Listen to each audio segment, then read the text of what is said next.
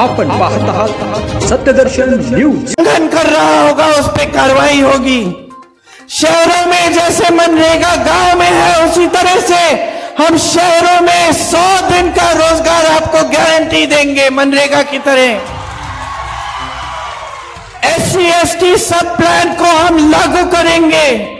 आपके लिए, आदिवासियों के लिए एक विशेष बजट लाएंगे। भूमिहीनों को हम जमीन दिलवाएंगे। वन अधिकार कानून वाले पट्टों को का 1 साल में हम फैसला कराएंगे, जहां जहां फैसला नहीं हुआ है। जहां आदिवासी संख्या ज्यादा है, उन सारे क्षेत्रों को हम अनुसूचित क्षेत्र घोषित करेंगे ताकि आपको सारी सुविधाएं मिल पाए। भूमि अधिग्रहण कानून को जिसमें संशोधन किया है भाजपा की सरकारों ने, वो संशोधन हम हटवाएंगे और फिर से सही कानून लागू करेंगे। देखिए, आप तय करिए आपको इस देश में कैसे नेता चाहिए। आपको ऐसे नेता चाहिए जो 4000 किलोमीटर चलने का कष्ट करे कि आपके पास आकर आपकी समस्याओं को समझे, या आपको ऐसे नेता चाहिए जिनके कुर्ते पे एक धूल का दाग नहीं दिखता, जो आपके बीच आने से कतराते हैं, डरते हैं। कैसे नेता चाहिए जो आपके आंसू पोंछे, या यहां स्टेज पे आके नकली आंसू, मगरमच्छी आंसू दिखाए आपको। कैसे नेता चाहिए? कैसे नेता चाहिए जो आपकी मुसीबतों को समझे, या जो आपके सामने आकर अपनी मुसीबतें गिनाए। आपको कैसा नेता चाहिए? जो हिम्मत वाला हो, खुल के बोले, निडर हो, चाहे कोई दबाने की कोशिश करे, चाहे कोई संसद से निकाले, चाहे कोई केस डाले, फिर भी सच्चाई बोले आपको। या ऐसा नेता जो झूठ पे झूठ बोले आपसे। कैसा नेता चाहिए? कैसी राजनीति चाहिए?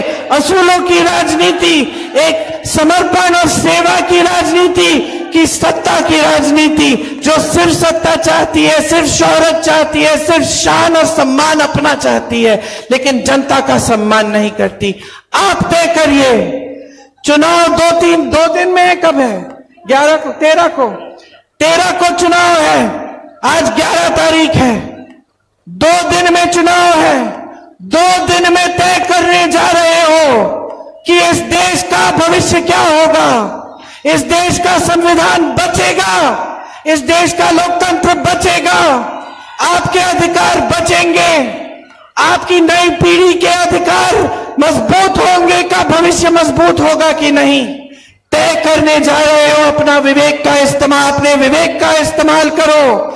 सोचो, समझो, ध्यान से मेरी बातों को सुनो, क्योंकि अगर गलत निर्णय ले लिया तो ये देश जिस दिशा में जा रहा है उसको कोई रोक नहीं पाएगा। इसके बाद ये मौका है कि आप लोकतंत्र को वापस स्थापित करो।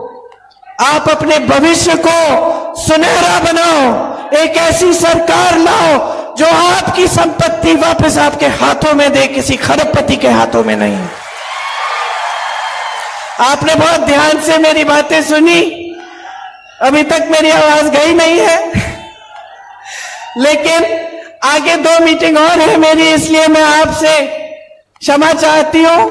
अब मैं जाऊंगी। मेरी बातों को याद रखो, खास तौर से जब पोलिंग पे जाओगे। उन महान नेताओं को याद रखो जो शहीद हुए इस देश के लिए, जिनका लहू इस देश की धरती में है। अपने नेताओं को याद रखो। ये स्वतंत्रता सेनानियों की भूमि है, शहीदों की भूमि है।